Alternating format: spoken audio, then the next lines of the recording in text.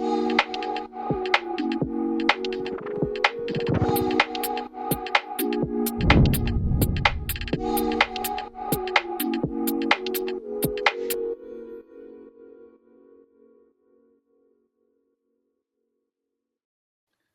everyone for joining us today for this panel entitled New Approaches to Open Source Security and Resilience from the Financial Services Industry.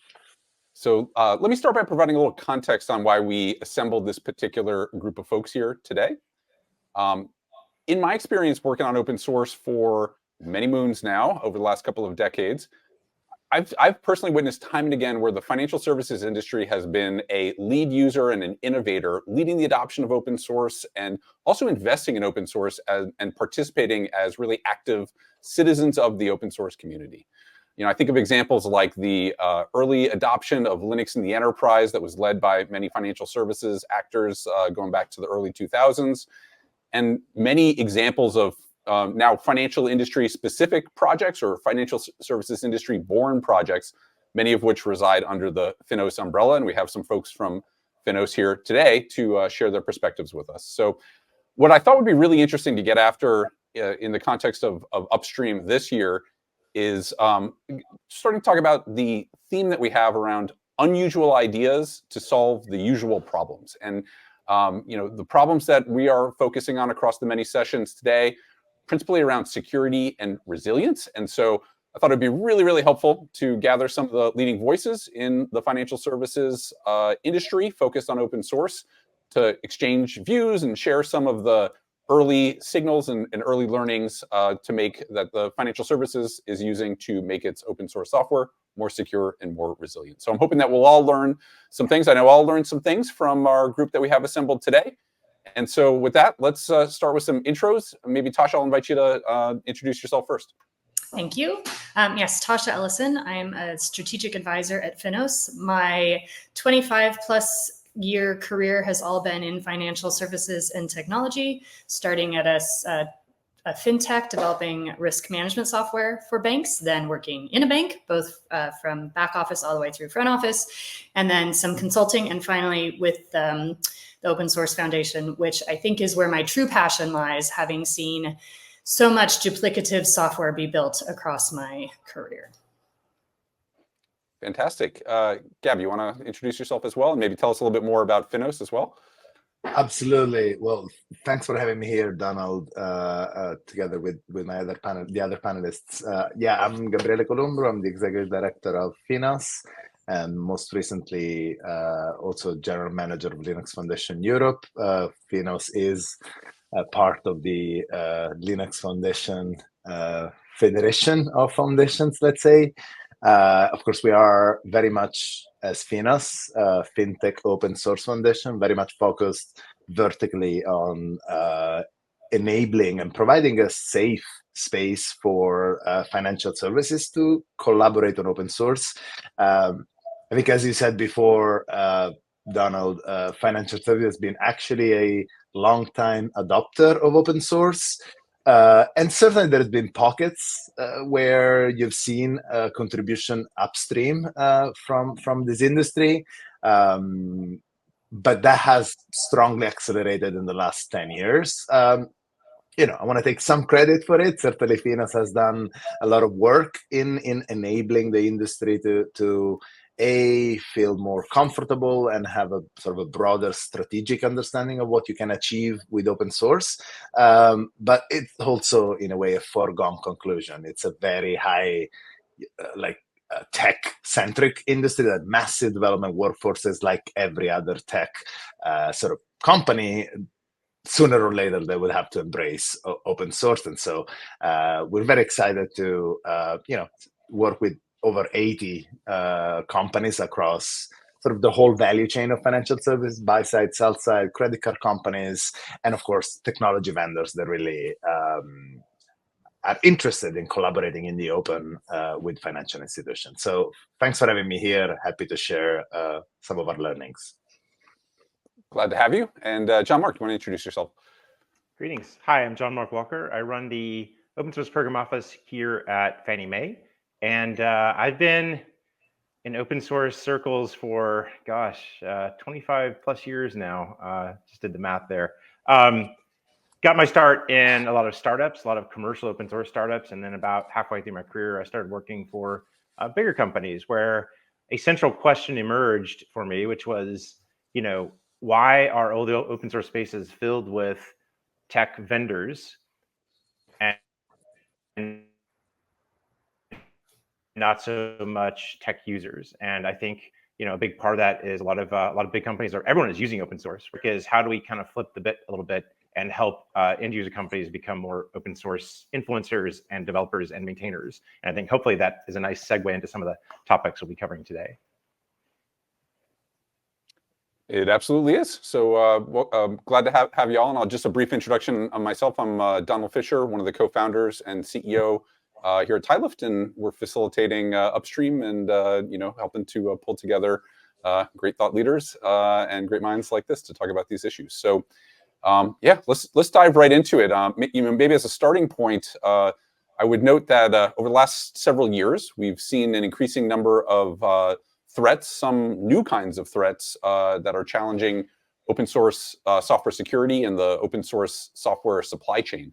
Over the last couple of years, we had the example of the Log4Shell incident around the Apache Log4j project, and more recently, we had an even more, I think, malicious or pernicious attack on the open source project XZ that was really kind of profound and crossed us over into a new era, I think, of active attacks targeting open source projects and open source maintainers, the humans behind those projects. So obviously, the financial services industry, among its many important mandates, is to protect people's money and assets. And so your security responsibilities are both great and vast.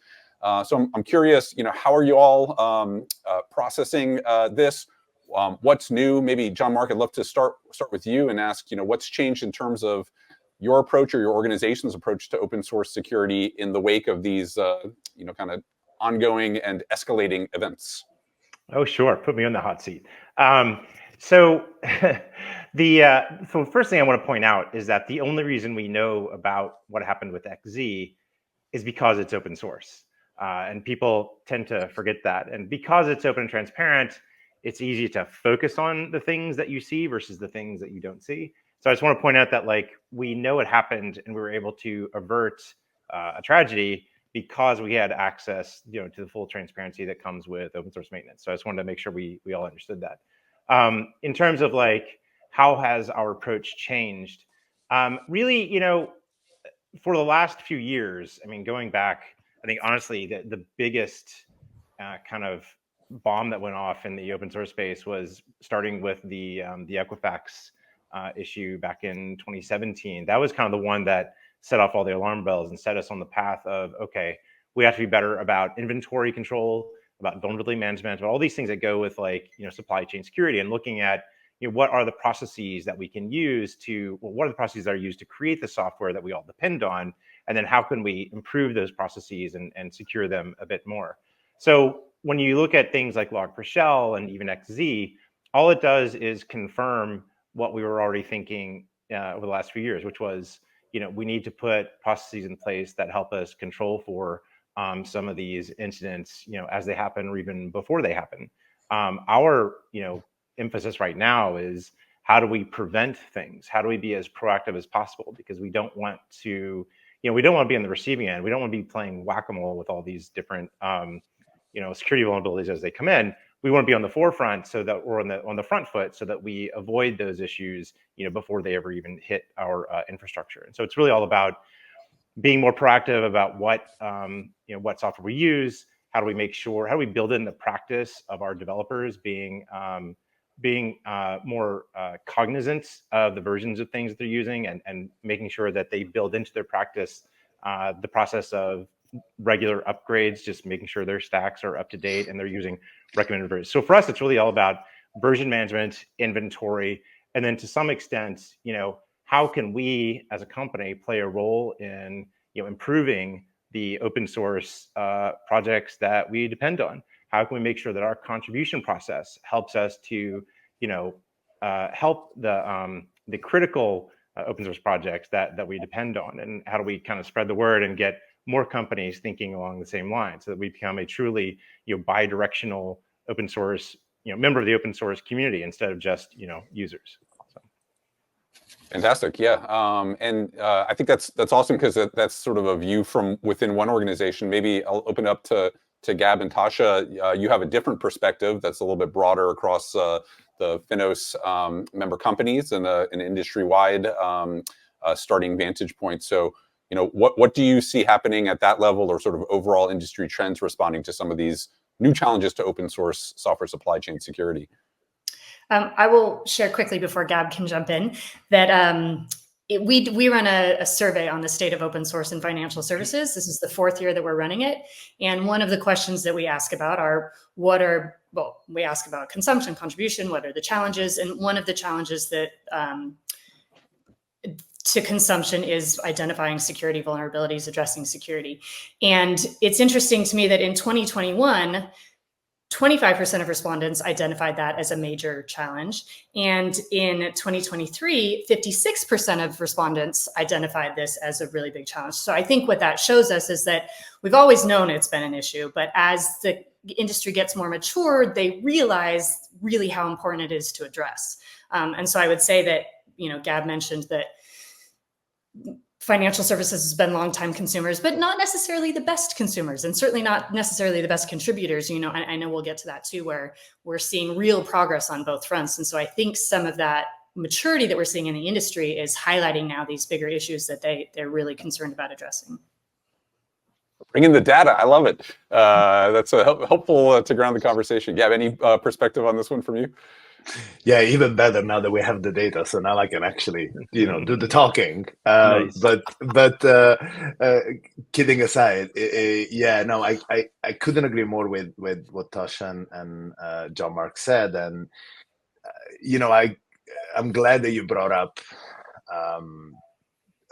Equifax and sort of the struts issue that really sort of triggered this whole thing. Because when we think about, again, open source engagement, we always tend to sort of break it down in consumption and contribution. And it's, especially in the sort of open source supply chain security, it's really hard to not have a proper posture on both sides, meaning, yes, I think what I was very proud to see with Log4Shell, sort of in the wake of Log4Shell, especially for an industry that, again, gets sometimes a bit of a bad rap when it comes to open source, was absolutely, the initial fear was, oh my God, this industry is going to start pulling back on open source because they are, scared about what happened. Executives are going to see what's happening with Log4j and they're going to be worried. Actually, what we've seen was exactly the opposite, which was doubling down their investments, both in sort of funding, organizations like OpenSSF or sort of direct to maintainers type contributions. So we've seen sort of a amping up that efforts, as well as, of course, contributing. We have done a lot of work in enabling this industry to our open source readiness program. And so a lot of the organizations now over the last 3 years have rolled out OSPOs, Fannie Mae being a great example of it. And that actually has enabled folks to, understand that open source supply chain security and open source security is everyone's responsibility. And therefore, being able to put actual developers on upstream projects that you depend on is ultimately always the most organic way to go about it. But I want to also, again, going back to struts, kind of talk about consumptions for a second, which is, when we started about 7 years ago, a lot of the executives that I was speaking to, they were like, oh, no, we don't do open source. And we're like, well, I think you do. You just don't know, which is literally the worst possible scenario from a compliance and risk perspective. And over the years, we, again, especially if you look at some of the stats, going back to the data that Sonatype publishes on their annual report, it's pretty interesting to see how, if you think about Log4Shell, the fix was made available, 2 weeks after was available Maven Central 2 weeks after the vulnerability was disclosed.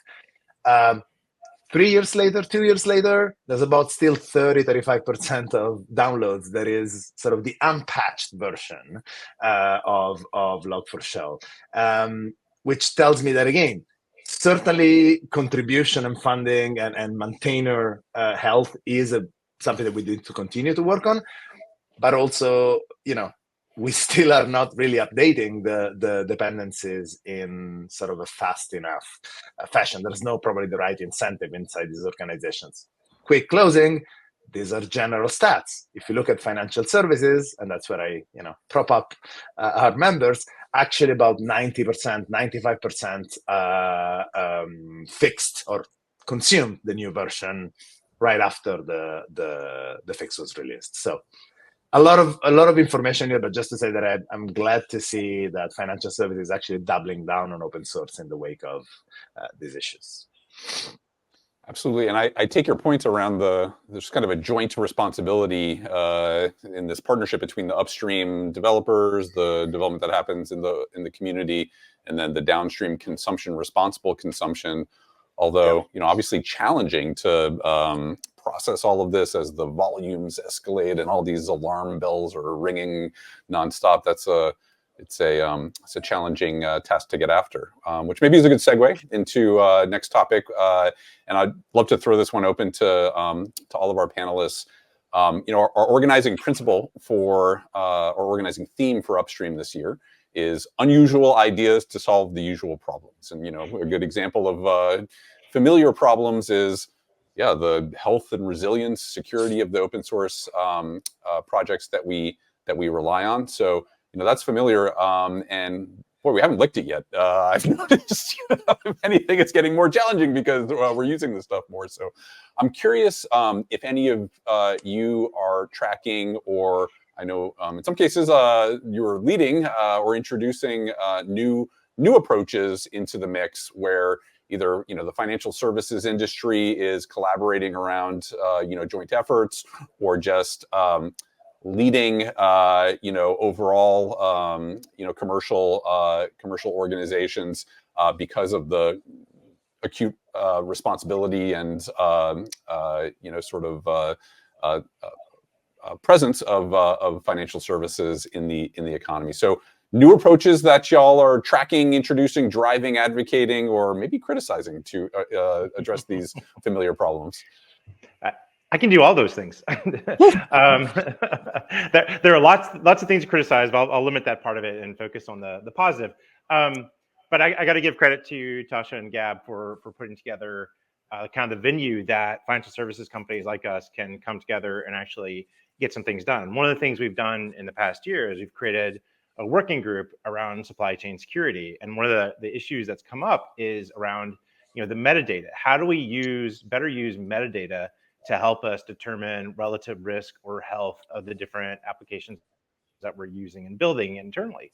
And just seeing the different members we all have the same problems, right? And so being able to come together and kind of knock out and remove I'm trying to think of a better word than crap, but so focusing on the stuff that's important, right? Focusing on getting rid of like the extraneous information that we don't need, and really focusing on, okay, what do we really need, as an organization, so we can move forward and be better aligned with the upstream, releases, and how do we make sure that we're making the best use of that. And so we're coming together to focus on, metadata, better ways to repurpose it and make it consumable for different, downstream organizations. So that's one area that I'm feeling really good about, kind of a new approach. The other thing that I'm looking at is we all have hundreds of scanning tools. I mean, a lot of scanning tools. And so one of the things we have to think about is where can we best use these so that they're actually pushing us in the right direction instead of just ringing 1,000 alarm bells. When you have 1,000 alarm bells going off, you just stop paying attention. So how do we make sure that the alarms that we are seeing are actually, useful and stuff that we can act on? And that kind of goes into the whole metadata issue that I talked about earlier. If we have better metadata, then we're able to better select the alarms that are actually, worth pursuing and fixing. So those are kind of a couple approaches we've taken, in concert with our industry partners to make sure that we're better prepared. Fantastic. Any new approaches or any traditional approaches that are suddenly breaking at the scale that we're seeing from the Finos perspective? Well, I can take a pass at this one. I think when I think about sort of new approaches, and I always sort of go back to sort of the macro way that Finos operates. I think Jean-Marc has sort of talked about the trust that we were able to build across our members. Again, generally not the most historically collaborative and sort of open, for obvious reasons in many cases, regulated industries have to sort of really have, one additional degree of scrutiny with respect sort of to tech companies and the usual players that work in open source in terms of even any type of information that is shared across the firewall. So certainly bringing those folks together in an open forum, it is a major milestone in and of itself. And what it enables, actually, I think if you think about Finos, is slightly different from other open source foundations. It is really starting from the problem and sort of the business value that we're trying to solve. Love my emojis here coming up. To then go together and build a solution. So it's almost in a way orthogonal to generally when you start from a piece of technology and sort of try to get adoption of a certain technology. Where I'm going with that is in the wake of Log4Shell, it's been made pretty clear to these organizations by the regulators. The FTC said it outright. Hey, stop blaming your sort of random security guy in a room for this type of things. Boards will be accountable if data is your customer data or any other regulation is violated on the basis of, say, an open source vulnerability or just, a software vulnerability, a cybersecurity issue. What that means is that we really have some senior C-suite listening ears when it comes to this type of problems. And so to your point of sort of the novel approach, what we're certainly exploring right now, for now in a member sort of controlled setting, but of course our goal is always to go beyond that, is really the idea of how do we better connect this clearly identified business challenge or business goal that is not just, again, in part of the technology organization. It is, sometimes I call these banks regulator success driven rather than necessarily customer success driven, but certainly the success towards the regulators is a strong motivator for this organization. So leveraging that to actually pull together funding, pull together a core group of contributors that beyond sort of the open forums as the working group that Jean-Marc is talking about can make a concrete dent, whether it be, on the critical dependencies, go and help fix the critical dependence they were depending on, whether it is the supply chain itself, the repositories that we all depend on and we all have opinions on, and there's a kind of a quite broad range of these repositories depending on the ecosystem and the language that you're talking about, whether it is to James' point, providing, Finos is recognized now as a enterprise financial services grade the home for financial services grade open source. And so we have an opportunity to, through the trust and the brand that we have, to really maybe offer, whether it be metadata, whether it be extensions to SBOMs, or even whether to provide sort of packages that we've provided an additional level of scrutiny to. I'm just going to stop at that because, of course, when we start talking about XZ and What are we doing to identifying our contributors? There's a whole other talk potentially that we can get into later. We're gonna get there. We're gonna get there for sure.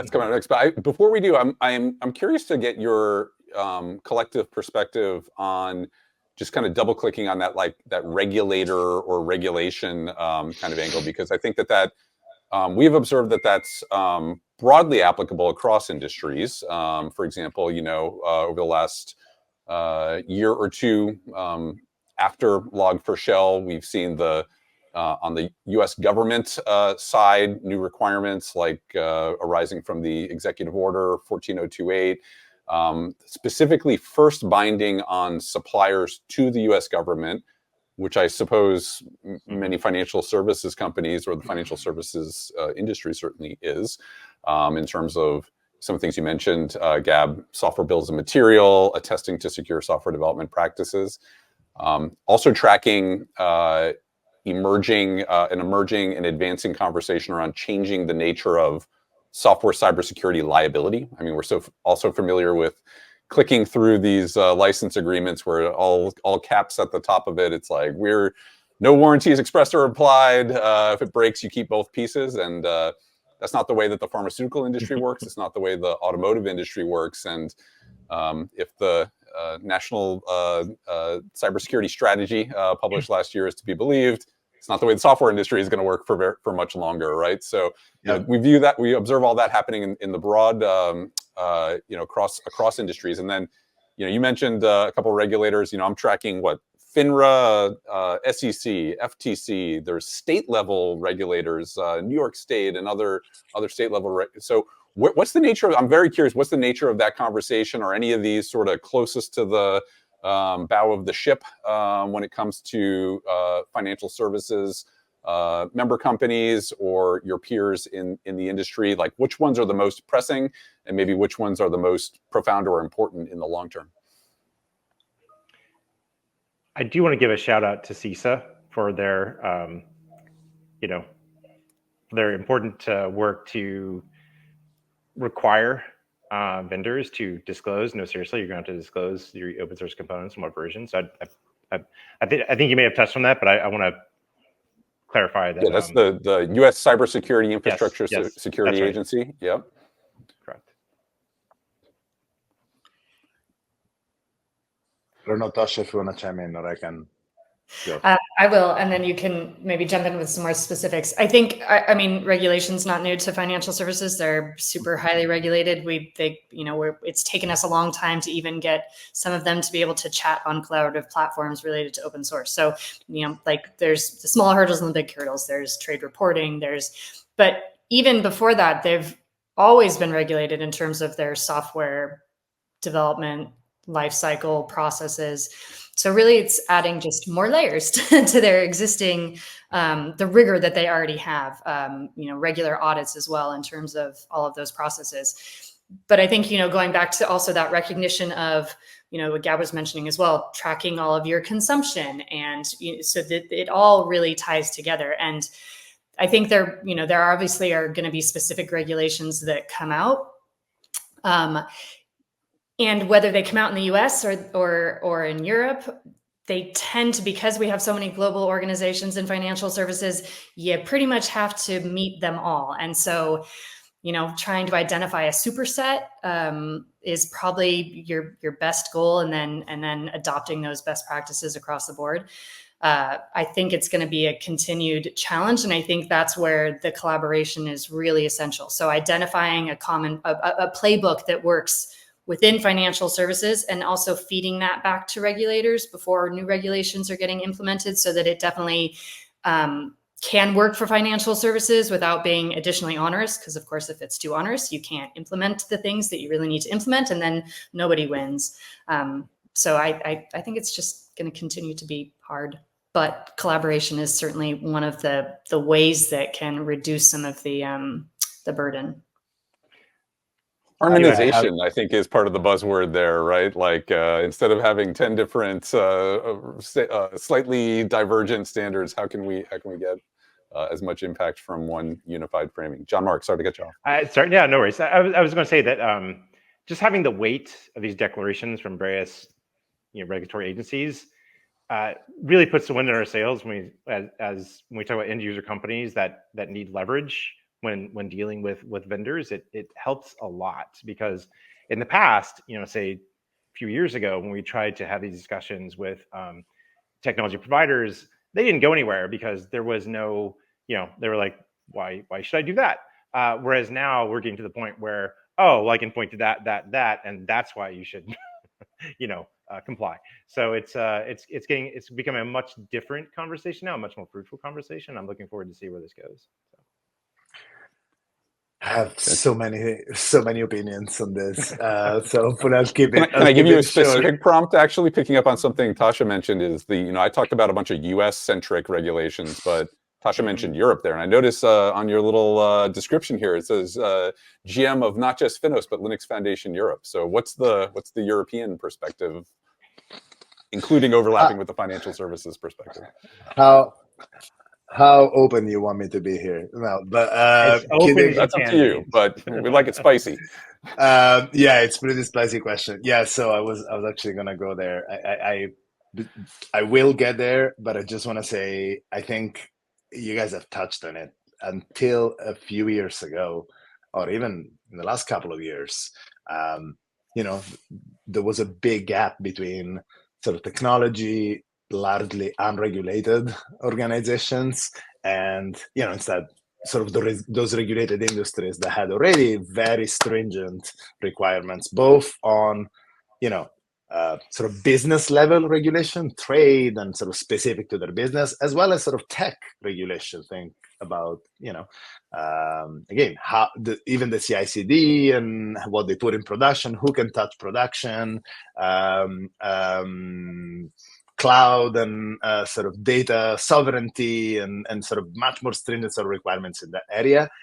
I would start by saying that, at least from the technology regulation side of the house, well, the distance between sort of a regulated industry and now, to your point, Donald, just a technology organization that is building tech, it's less and less as software gets more and more regulated. The US, but certainly, and that's the tee up, not as much as Brussels is trying to really, repeat. And you might have different opinions, but the positive outcomes that they perceive sort of they had with GDPR in terms of what's so-called the Brussels effect, meaning creating a regulation that is specific to Europe and companies operating in Europe, fully knowing that is probably going to cause that regulation to spread beyond Europe as you regulate companies that are effectively global, and therefore sort of makes almost unmanageable the idea of having a specific distro of software for Europe being such a large market and sort of a different set of offerings outside of Europe. So specifically, yes, I took the role of GM for LF Europe when we launched in September 2022. And I thought I was gonna, work on open source. Turns out that for the largest part of my year last year, huge focus has been on the software regulation coming down, specifically insofar it does impact open source. And the AI Act is one of the ones that I will mention, but of course the elephant in the room is the Cyber Resilience Act. It's been a long process of, we're not a lobby organization, and certainly open source communities are not structured to advocate in a harmonized fashion. Again, we don't have an open source lobby, to say it outright. So it's been a learning experience, but I think what came out in the end, it is a sort of more manageable regulation, that it doesn't fundamentally risks to destroy open source, as sort of the early draft that we read were. And to your point of how does that apply to financial services, I mean, again, sort of going back to my initial point, these very horizontal, software-centric regulations are making it so that, very similar requirements would apply whether you are, a big tech, a Google, or a financial institution that is actually deploying, delivering, and in many cases even selling software to some of their customers. I think about, for example, BlackRock has a major platform called Aladdin, and it is actually a software product. For that standpoint, they see themselves as a vendor to other organizations. It's not just a service that they provide. What I would say is, I think there's good aspects to that, as in, going back to what John Mark was saying, it actually brings together these two historically kind of different industries into efforts that can solve the same problem, because the same regulation apply. And so you see, for example, in OpenSSF, our sister foundation, increased participation from financial institutions, because again, the problems that they're trying to solve are very similar to the problems of sort of standard tech vendors. Yeah, so it's it's a really interesting time, but I would wrap to say that, yes, you sort of mentioned the old caps in the licenses. I think we are definitely entering a phase, a new phase in open source, kind of bringing it all the way back to us, where the no liability sort of MO that we have operated and built the open source community, is probably a thing of the past. One quick question. Do you think that the right people are in Brussels to give input on the cybersecurity regulations, or no? Well, I would say... Try to put you on the spot, but not sorry. No. It's a good question. It's hard to... It's a hard problem, because on one hand, we've been thinking about it ourselves. Like, should we work with the standard sort of tech lobbies that exist in Brussels? I mean, we all know in our open source eco chamber that effectively, software is 80-90% open source. So if we're lobbying for better or more correct regulation of software, do we need a separate lobby for open source, or should it just be, part of the realizing the fact that open source is tech, and so we should just sort of make sure that our positions are probably represented in the existing organizations. What I would say is that from the other side, that this pains me a little bit to say as an Italian. It's been our experience in the last year that interacting with the U.S. government, and especially this White House, of course, things might change in the future. It's been, from a tech-savvy perspective, a much more, I think, again, deep conversation with the White House. Linux Foundation, OpenSSF has been invited, with some of the largest tech vendors, banks, a couple of times to the White House.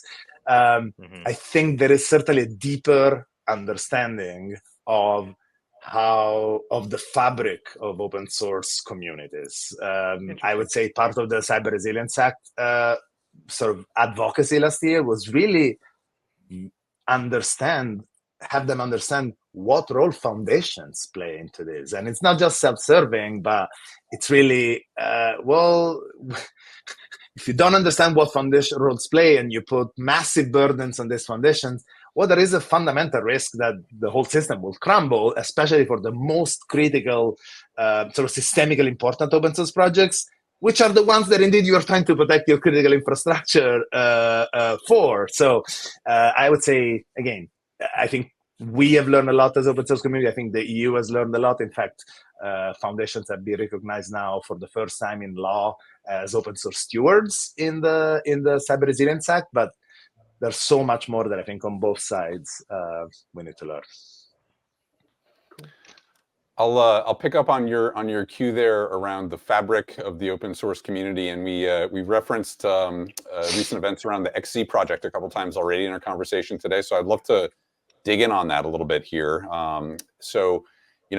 One observation I have is that we, in panels, industry panels, downstream enterprise panels, we often kind of refer abstractly to the health, the resilience, the security posture of open source software. But But if you look at the particulars of a situation like this XZ attack, it's not really an abstract thing. There's actual humans in there, right? Like behind these projects, and the circumstances of this particular attack. I'll just remind folks, or summarize for folks who haven't really studied this.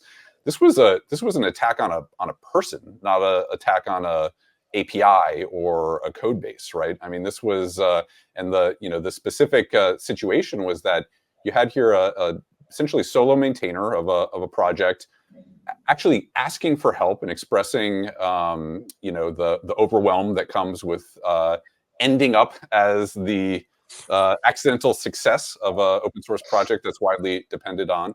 And then an adversary, we'll find out more probably as time goes on here and the investigation unfurls. An adversary took advantage of that and said, "Hey, I'm going to help you," and insinuated themselves, and actually with the assistance of some other apparently now fake accounts or sock puppet accounts. This was an attack on the software supply chain, but through the vector of a human, right? So to me, it just really puts the centrality of independent open source maintainers into really, really stark relief, more so even than the circumstances of Heartbleed and Log4Shell that had similar dynamics at play. But here it's all about a human in the middle there. So my question would be, how does that enter into the conversation for industries like the financial services industry? Is there an obligation to those humans in addition to checking off the compliance checklists? I mean, how do we address the people part of the equation, since that's the source of this innovation that we get to use? So, super interested in thoughts y'all have on that dimension. I will start. Yeah, go ahead. Are you sure? I think within the financial services industry, obviously we talked about being huge consumers, but we are now seeing, and Gab alluded to this, an increase in contribution, and our survey plays this out as well. And again, it's difficult to actually track contributors in financial services for all sorts of reasons that we don't need to get into. But we know that there's an increase, and we know that there's more awareness of needing to use software that has vibrant communities, that isn't just a single maintainer. And having those more permissive contribution policies will enable the industry to be more responsive. We have some projects that have grown up over the last years where now we do see so much more engagement, so much more conversation, so many more maintainers coming on board than certainly 10 years ago, even 5 years ago, even 3 years ago. And so I think instances like this are terrible, but do bring a spotlight to the fact that it is critical for organizations to continue on this open source maturity path and to let their developers and their engineers engage. So putting the positive light on it, hopefully it just means that we're going to see more and more of that, and that we're going to see OSPOs and we're going to see senior management say, right, I'm beginning to understand that we need to have these policies, because it's helpful for us financially, but also because it helps us meet our obligations and meet the regulations ultimately. Just to add to that, it helps control risk. I think risk is the key keyword there. And I think this is a good time to plug Finos's open source readiness work, because I feel like when you look at the maturity of companies they develop in that lens, it helps companies understand more about the roles and responsibilities they should take in different open source communities to hopefully prevent issues like this again. So, well, since you guys have plugged Finos already quite well, I'm gonna take a slightly different take here, more with my Linux Foundation Europe hat on. Well, first of all, I just want to say, when people think about people that have watched too many movies keep tending of thinking about these hackers as super tech savvy, almost wizards. And then, to your point, Donald, the vast majority, again, I don't have the numbers, sorry, but my understanding is that the vast majority of cybersecurity attacks are effectively social engineering attacks. And this is one of the really, really good examples, and one that spanned over years. To me, that's just crazy how they built up for years to get into that maintainer seat. And then again, they waited other sort of years before actually, carefully planting. So that's I think the part that people need to realize, again, how it connects very much to, again, the maintainer burnout and the health of an open source project. The part that I would add here that I think it's very interesting, and also where in a way it's sort of different between sort of mainstream open source communities and maybe financial services. As a foundation, we, part of what we do is ensuring, as a foundation, as the Linux Foundation, but even further financial services foundation, is ensuring that we know who is contributing to the code, not just from a legal standpoint, signed CLAs or other mechanism of IP transfer that makes sure that sort of consumers know that, their IP is clean when they're consuming and building, entering a dependency on it. But also that increasingly we know, the affiliation, we know who they're working for, partly to sort of help drive engagement and making sure that they realize sort of the ROI. You don't just throw money at a foundation. The goal is really to contribute and then, of course, ultimately use projects. But that's where I think I'm seeing a really, really interesting difference here between mainstream open source community and sort of financial services. Financial services is an area, it's an industry that is very, very familiar with knowing your customers and sort of KYC. I'm going to start using KYC now as know your contributors, which is that won't be confusing. No, be confusing at all. You're right. Maybe KYM, know your maintainer. But we, in the wake of XZ, certainly folks have reached out to me from the financial services to say, hey, what are you guys doing to, identify your contributors? Great. And I think that's a really valid question. And we are taking measures. We already had processes in place, but we were taking additional measures now as we sort of continuously improve. On the other hand, if you look at the broader open source community, I was an Apache release manager back in the day, and I was so bothered by why the hell do I have to sign releases? Why the hell I have to go and doing this codes, key signing parties to have people visually verify me to be the person that I say I am before I can actually cut a release. Well, fast forward 10 years later, I was like, I guess I realized what that was about. But generally, the open source community, is built on anonymity as well. If you think about it, like you are your GitHub ID, especially in known sort of foundation hosted projects, where you don't have to sign a CLA or anything like that.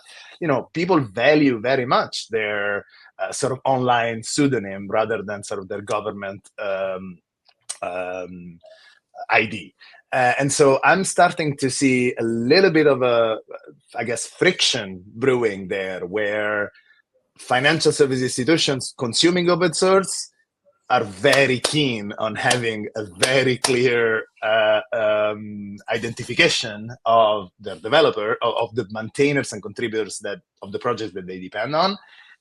On the other hand, again, the broader open source community has certainly some pushback in say, hey, I don't, this has never been the spirit of the ethos. I want to be my online pseudonym. You don't need to know who I am. And so that's something that as a foundation, we're certainly deeply, deeply looking into as to what is the best sort of middle ground. We'll close by saying that for critical projects, in-person verification, it's probably the only way. I go back to the Apache example. There was no way XZ could have happened on the Linux kernel. Nobody can commit to the Linux kernel unless they've been in a room, and I want to say just with Linus or Greg, but with some of the maintainers. So nobody gets commit access unless they've been sort of in-person verified. So I think it's going to be a really, really interesting next few months, also from the standpoint of foundations, trying to work both with the broader open source community and with corporates that have, especially in the regulated industries, valid requirements.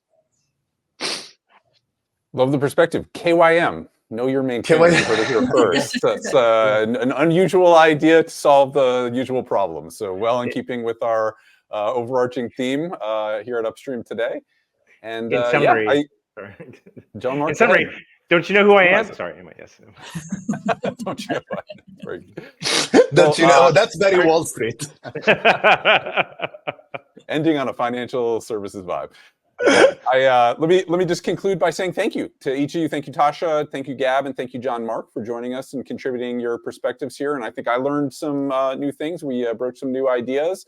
I think we've achieved our goal of getting a preview of some of the future that's coming to other industries from the leading position of the financial services industry. So thank you so much for joining us here at Upstream today, and I hope you stick around for some of the other talks and events and panels that we'll have today. Awesome. Thank you. Thank you, all. Donald. Thank you.